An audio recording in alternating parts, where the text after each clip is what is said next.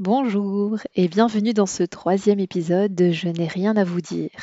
Avant de commencer, je tenais à te remercier d'être à l'écoute. Je t'invite, si cet épisode te plaît, à le liker, le commenter, le partager avec des personnes pour lesquelles ça pourrait résonner.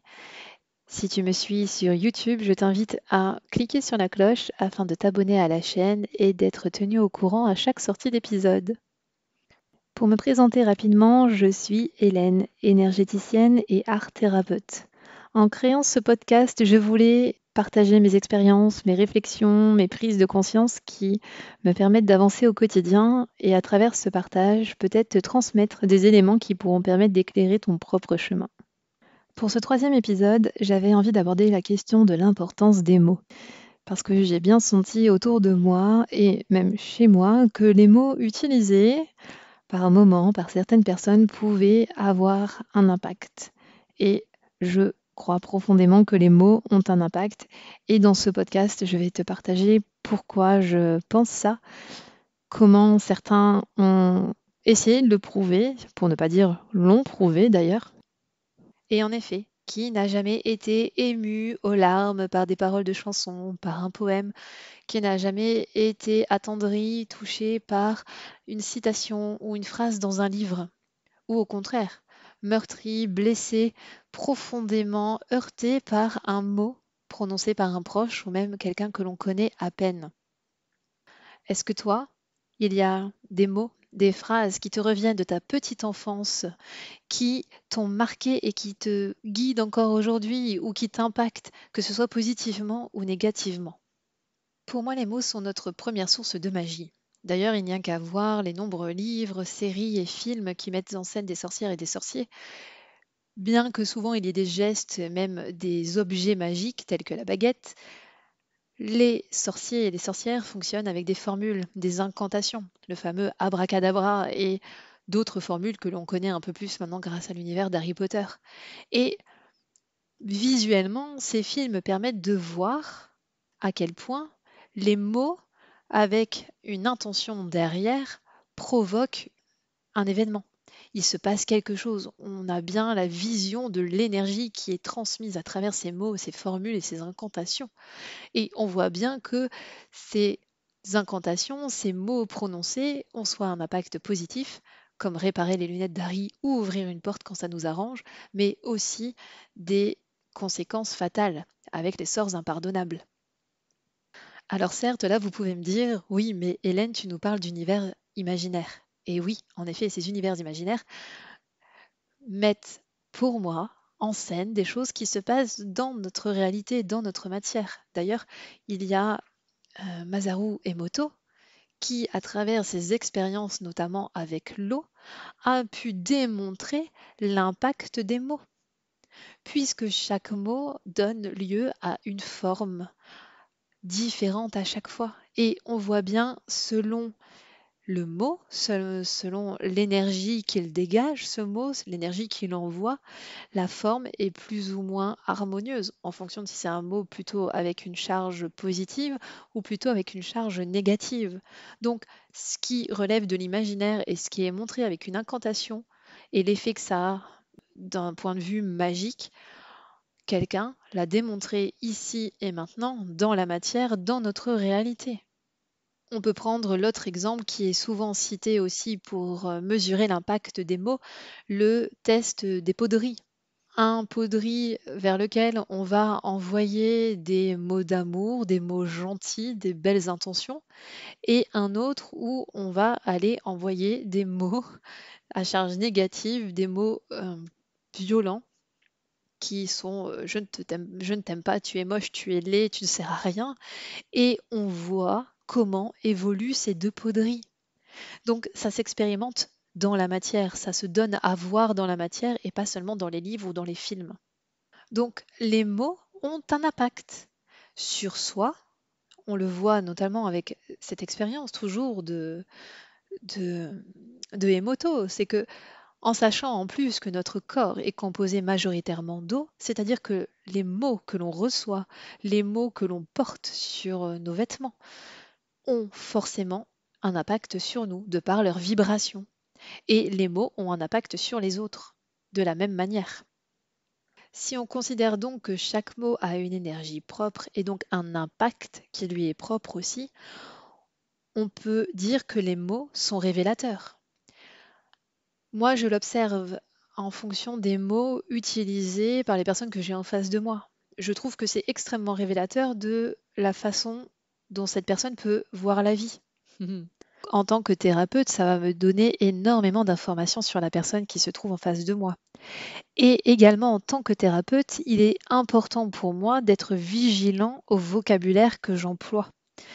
Si vous dites à quelqu'un, ne t'inquiète pas, ça va bien se passer, n'aie pas peur.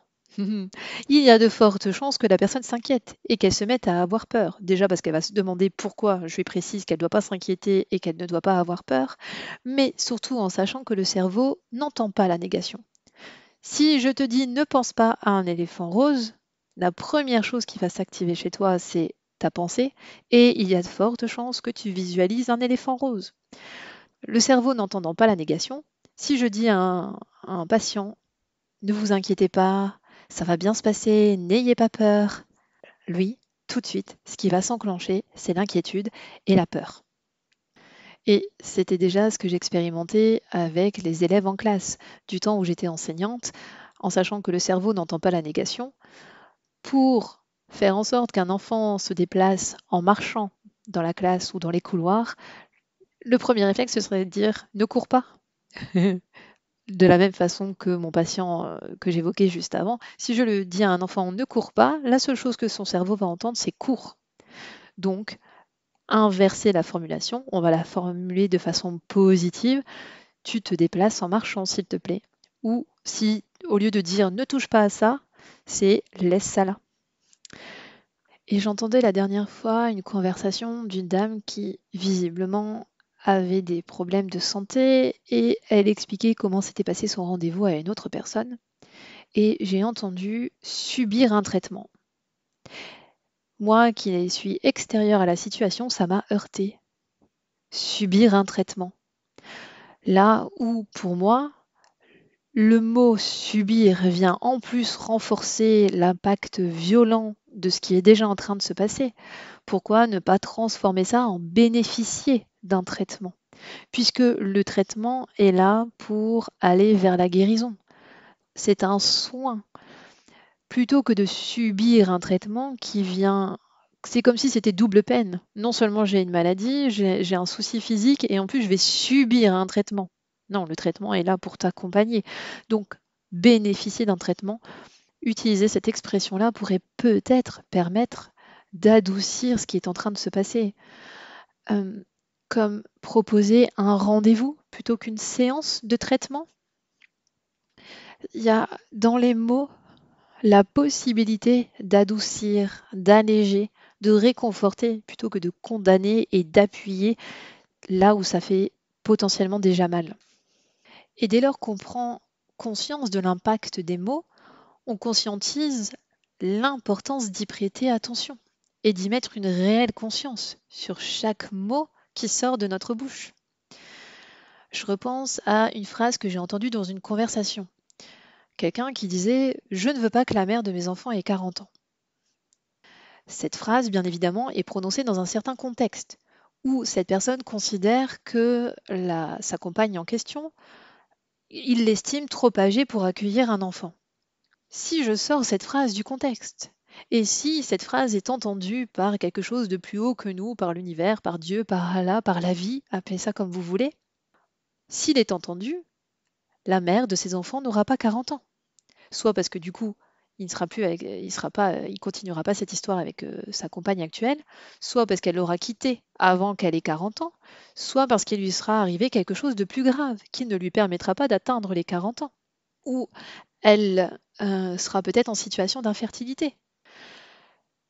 Attention à nos mots, à ce qu'on prononce, puisqu'ils ont un effet sur la matière, puisque ça peut se matérialiser, on est d'autant plus dans une période où ça se manifeste de plus en plus et où ce qu'on demande nous apparaît de plus en plus vite. Ou alors si ça n'apparaît pas, c'est qu'il y a quelque chose de mieux qui nous attend ou que c'est pas le bon timing. Mais Ce qui sort de notre bouche a un pouvoir, a un impact. Autre aspect par lequel on peut voir aussi que les mots ont leur importance, c'est que depuis la nuit des temps, celui qui a envie de faire passer un message, qui a envie de générer quelque chose chez la personne qui l'écoute, va choisir très attentivement les mots.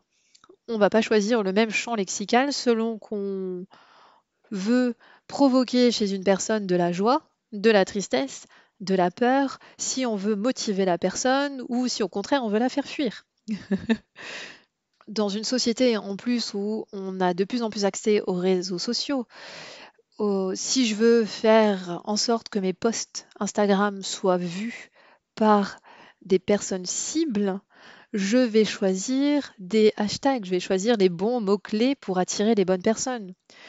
Quand tu es entrepreneur et que tu veux créer ton site internet, tu sais que pour que ton site soit bien référencé dans les moteurs de recherche, il y a des mots à placer pour que ce soit le cas.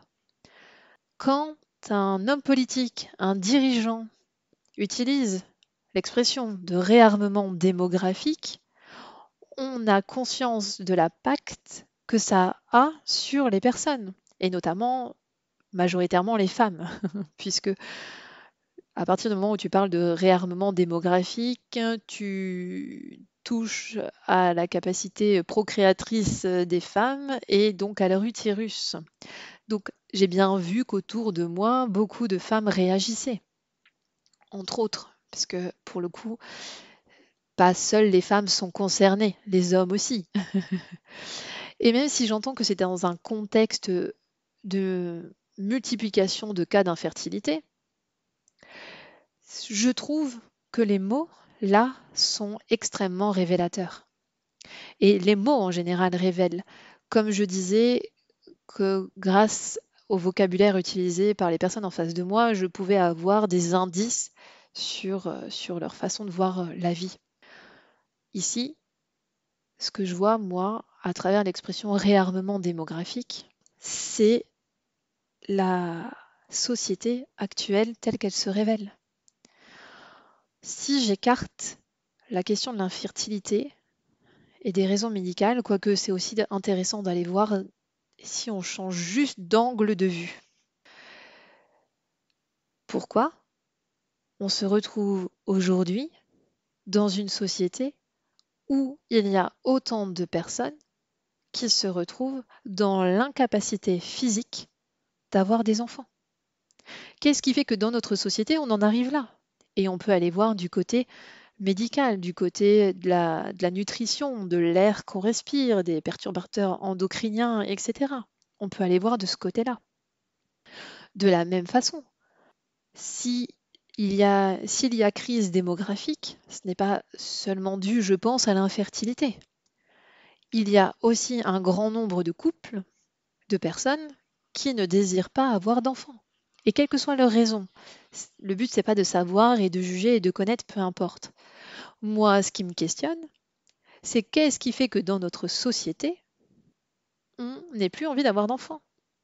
Parce que il y a pour moi cette idée qu'on n'a certainement plus assez, voire plus du tout confiance en l'avenir, que le futur nous paraît tellement incertain, voire tragique, avec tout ce qu'on nous montre de conflits, d'isolement, de séparation, de violence. Peut-être que c'est là qu'il faut aller regarder. Qu'est-ce qui fait qu'on n'a plus envie d'accueillir la vie? Et comment aussi, parce que ça c'est ça qui est venu me frapper en premier, comment peut-on utiliser un mot aussi glacial que le mot réarmement à côté du mot démographique qui pour moi est lié à la vie? Comment on en arrive là? Parce que moi, réarmement, ça me fait penser tout de suite à combat et à la guerre. J'ai eu tout de suite eu cette anecdote en tête qui m'est revenue, vraie ou pas vraie, je ne sais pas, mais moi, une anecdote qu'un de mes profs d'histoire m'avait racontée, c'est que avant de déclencher la Seconde Guerre mondiale, ce qui s'est passé, c'est que Hitler a gentiment et tout doucement, visiblement, réarmé la région de la Ruhr. Région qui avait été complètement désarmée suite à la fin de la Première Guerre mondiale, avec interdiction de réarmer cette région. Hitler, sentant le vent tourner en sa faveur, a commencé à réarmer cette région de l'Allemagne en voyant s'il y avait réaction du côté français ou anglais. N'ayant pas de réaction ni d'un côté ni de l'autre, il a continué à réarmer cette région et il était prêt pour ce qui s'est passé ensuite. Donc pour moi, vraiment, réarmement, c'est réarmer une région, réarmer un endroit pour aller attaquer. Mais on est en guerre contre qui? Contre qui sommes-nous en guerre pour réarmer démographiquement un pays? Est-ce que moi, en tant que femme, mon utérus est considéré comme producteur de chair à canon, de soldats de la République pour aller mener une cause qui m'est inconnue là actuellement? Donc pour ça, tout ça pour dire que les mots sont extrêmement révélateurs de ce qui est en train de se jouer, de ce qui est en train de se passer. D'ailleurs, c'est pas pour rien que le mot M-O-T sonne de la même manière que les mots M-A-U-X. Les mots M-O-T sont révélateurs, peuvent être révélateurs des maux physiques, des douleurs. Et c'est exactement pour moi ce qui a été révélé à partir du moment où ces deux mots ont été prononcés, où ce plan a été annoncé. Pour moi, ça a révélé que la société actuelle, que, on va dire, la jeunesse actuelle, en tout cas les personnes qui sont en âge de procréer et qui en ont envie, se retrouvent face à des difficultés physiques, donc liées à la santé, et qu'il y a une partie de la population qui peut-être n'a plus assez confiance en l'avenir pour vouloir accueillir la vie.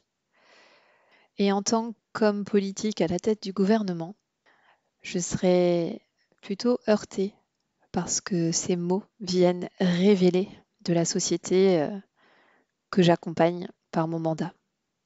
Les mots comme révélateur, comme première source de magie, comme pouvoir de manifestation, les mots ont une importance et, à mon sens, doivent être choisis. Il est préférable de les choisir judicieusement et d'en avoir pleinement conscience. C'est pour ça qu'avant de terminer cet épisode, j'ai envie de te proposer un petit exercice pour transformer les phrases négatives en phrases positives. Déjà, est-ce que tu as cette habitude de formuler les phrases de façon positive ou négative? C'est intéressant à les regarder. Et si tu constates que ces phrases qui sortent de ta bouche sont majoritairement négatives, je te propose de les transformer positivement. De dire « je suis » au lieu de dire « moi c'est » quand tu te présentes, parce que tu n'es pas un objet.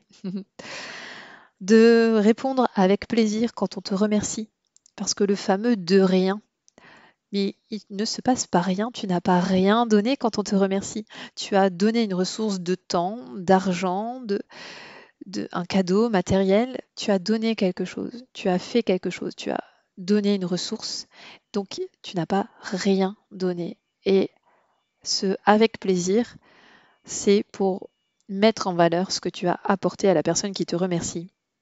Si tu es entrepreneur, plutôt n'hésitez pas à me contacter ou n'oubliez pas de vous inscrire. On se souvient que le cerveau n'entend pas la négation. Donc là, ton client va hésiter et va oublier.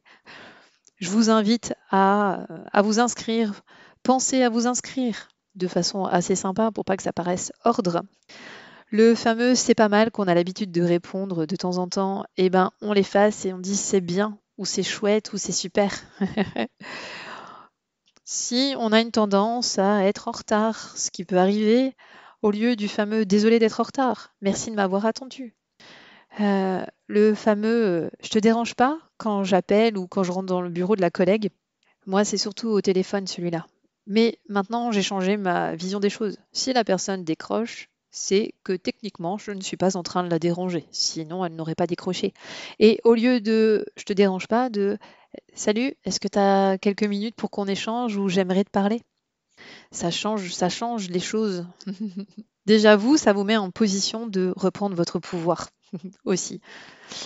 Le n'oubliez pas de, surtout avec les enfants, ah tiens, n'oublie pas ton sac de sport. Ah bah oui, bah il va oublier.